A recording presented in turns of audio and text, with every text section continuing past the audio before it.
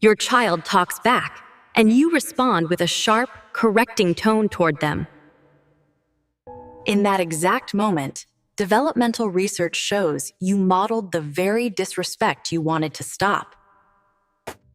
This isn't about your intentions at all for free. It's about mirror neurons, a hidden brain mechanism. Your correction becomes their template.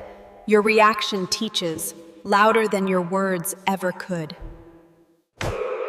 In the next 10 minutes, we'll expose the #1 mistake that makes parents accidental disrespect coaches. We'll show you the brain science behind it and give you a 4-step framework for modeling true respect.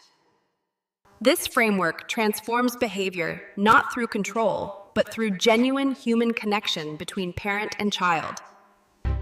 Picture this. It's been a long day, and you've just asked your child to put away their toys.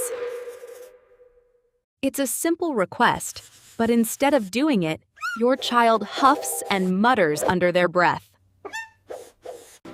The child says, "Why do I always have to do everything?" You feel your chest tighten immediately. You hear that tone, that attitude, and before you know it, your own voice sharpens instinctively. You say, "Listen, Abad, that is not how you talk to me." The response feels completely instinctive. You're not trying to be harsh, Blit. You're genuinely trying to teach your child what respect looks like. You're showing them that speaking to a parent that way simply is not acceptable behavior at all. But here's the thing, hunt you. In that exact moment, they are learning disrespect directly from watching you. The common assumption is that disrespect starts with the child, that it's a behavior or discipline problem. People assume it's something that simply needs consequences or stricter boundaries to correct the child's behavior. But developmental research actually tells a very different story about where disrespectful behavior truly originates. Disrespect starts with the emotional model that adults provide during moments of conflict and tension. When you respond to disrespect with a disrespectful tone, you're not teaching what you think you're teaching. You're teaching them. When someone bothers you, raise your voice and use a cutting edge in your words. You're teaching them to make people feel small for science, and then we wonder why they do the same thing. This isn't about blame. It's about understanding a mechanism that operates entirely below conscious awareness. Once you truly see this mechanism at work, everything about how you parent begins to change. Here's the pattern developmental psychologists observe repeatedly in parent-child dynamics across thousands of families. The #1 mistake that teaches children to be disrespectful is demanding respect instead of demonstrating it. Now, this might sound counterintuitive, though. After all, children should respect their parents, and authority matters greatly. Boundaries absolutely matter, Fishape. But here's the distinction that changes everything about how respect actually develops. Respect simply cannot be commanded into existence, Teladu. Neuroscience research on mirror neurons shows us exactly why. When you demand respect through tone, escalation, and power, your child's brain isn't learning your intended lesson.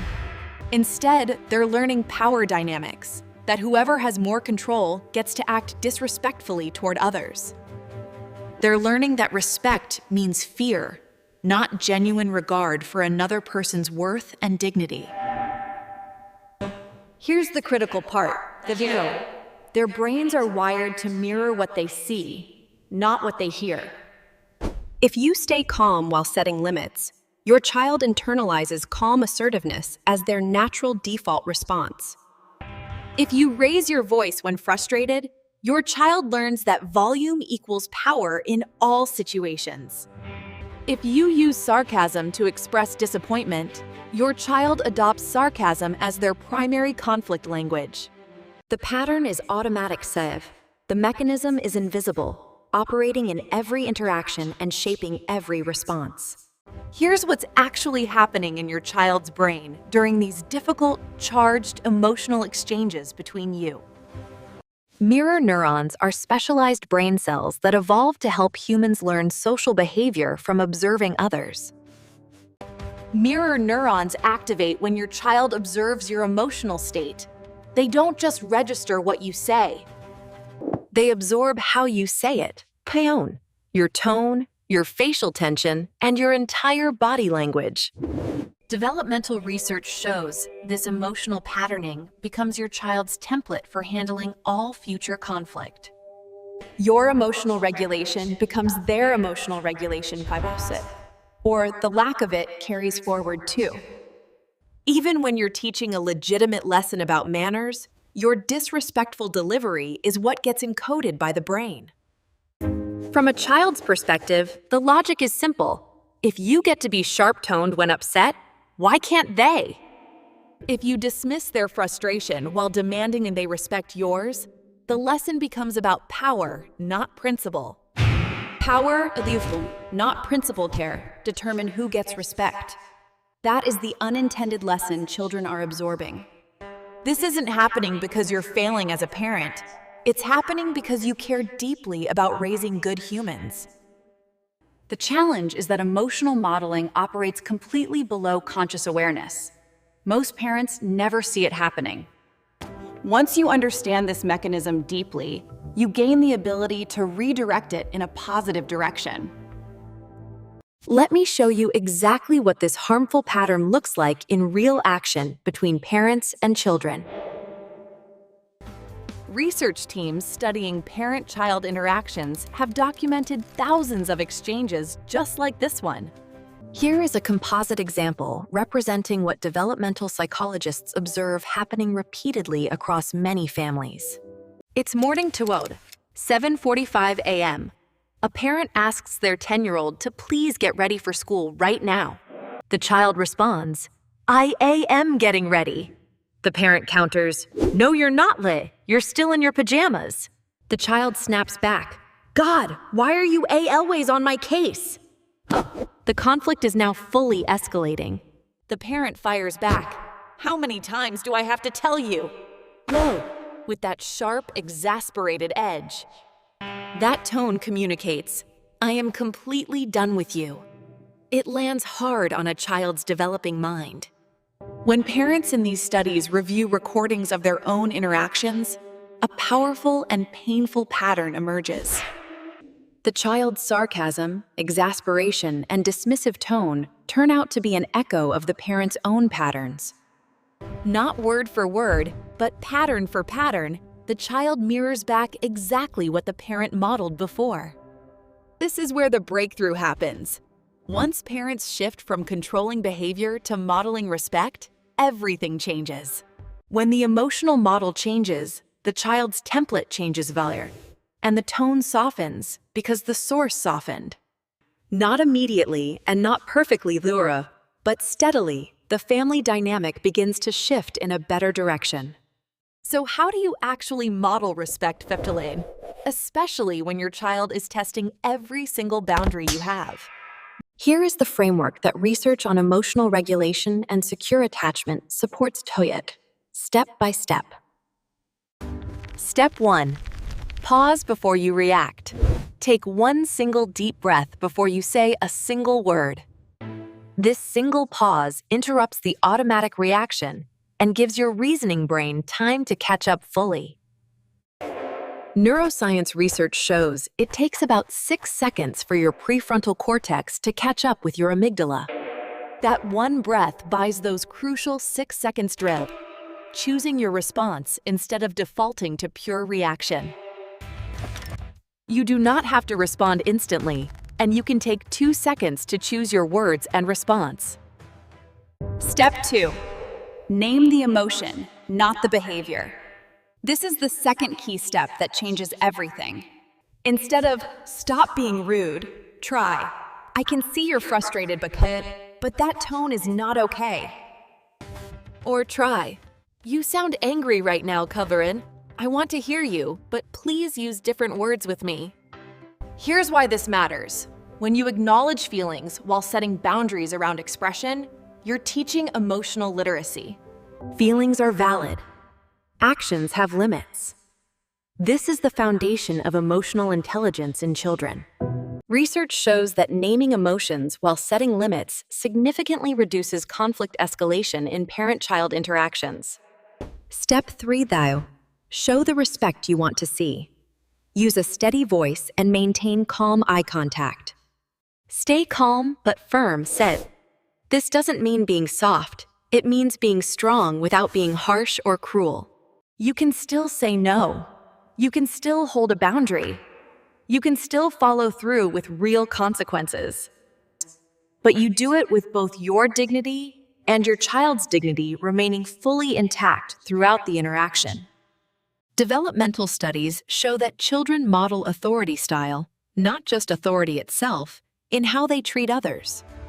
Step 4, repair moments after they happen. If you lose your cool, go back and acknowledge it. You will lose your cool sometimes. Emotional regulation is not about perfection. It's about what you do next. Go back and say, I raised my voice earlier, said, and that wasn't okay. I was frustrated, but I was wrong. Research on secure attachment shows that repair is actually more powerful than prevention in building strong connection. Repair models accountability. It shows children that respect includes owning your mistakes, not just avoiding them. These 4 steps together build something truly essential. They build genuine emotional safety between parent and child. Emotional safety is the actual foundation of genuine respect between any 2 human beings, especially in families. When children feel safe, they stop fighting for power, They stop resisting and start genuinely responding to you. They stop responding from fear and start responding from trust, freely. And that is a fundamental and powerful shift. Now you might be thinking, if I don't demand respect, won't my child just walk all over me? Won't they think disrespect has no consequences? This concern comes up consistently and reveals a common misconception. Modeling respect does not mean eliminating boundaries. It does not mean avoiding consequences or becoming permissive at all. It means holding firm limits without losing dignity, then yours or your child's throughout the entire interaction. You can still implement consequences, Visterit. You can say, you chose not to listen, so screen time is done today. You add, we'll try again tomorrow. You can still be the full authority in your home. The delivery of the consequence changes bit, but the actual boundary itself absolutely does not change at all. Here's the critical distinction, Pifidin.